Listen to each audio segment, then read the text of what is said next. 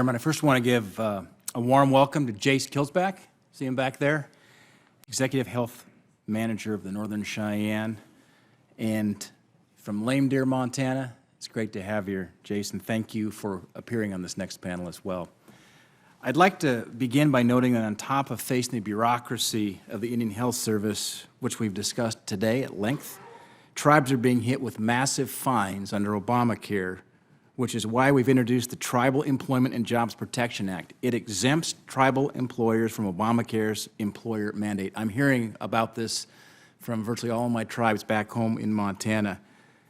I hope through efforts like this, with this legislation, we as a committee and as a greater body must continue working to uphold the United States trust responsibility to Indian tribes while honoring this very important government-to-government relationship.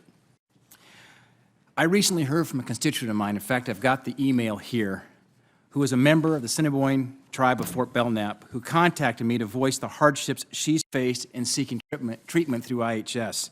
Listen to this story. She drove 35 miles to the closest IHS facility. She spent 4 hours there waiting for medication, and then she drove all the way home to find out she'd been administered the wrong medication.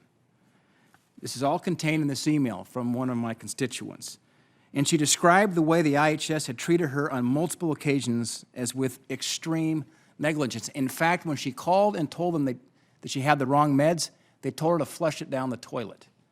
And this is in the context of where we have certainly abuse of prescription drugs and sometimes a lack of control. Problems like this have been happening for decades, and the fact they're happening today is unacceptable. I want to point something else out. As Al Franken said back in 2010 when this was first discussed, he said, we can't keep throwing good money after bad. And in fact, in your testimony, you stated that under this administration, funding for IHS has increased by 43%. However, the issues we're addressing today are not the result of underfunding. Plain and simple, this is an issue of oversight. It's an issue of accountability. It's an issue of failing to follow through on promises and basic responsibilities to Indian country. I don't think this is a healthcare system. I think this is a healthcare tragedy, as I spend a lot of time with the families of in Indian country and seeing what the outcomes are of a system that's very, very broken. And it is absolutely a tragedy. We're dealing with real lives of real people, with grandmas and grandpas and children and moms and dads who are suffering and dying prematurely. Mr. McSwain, Dr. Wakefield states that the challenges facing hospitals in Indian country and those that IHS is responsible for helping to address include difficulties in recruiting and retaining qualified healthcare providers. What specifically have you done, and what are you doing administratively to address the difficulties of retaining as well as recruiting qualified healthcare providers, as well as the low volume of these providers? Thanks for the question, Senator. What we're doing is we're using all the mechanisms available to us by existing authorities and requesting additional authorities. But a lot of it has to do with pay, because we need to be competitive and to be able to get them on board. And that's a big issue, as you can well imagine. There's got to be enough incentives to go to an isolated location. Those are the incentives that we're working on. We've requested expand some of our pay authorities.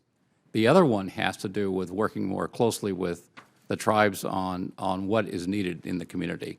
And that's another area that we're working on. But I know that Dr. Carroll has been working heavily on it. If you don't mind, I'd have her respond as well. Sure. I think a big part of our recruitment and retention package is also the work that we've been doing with our scholarship program.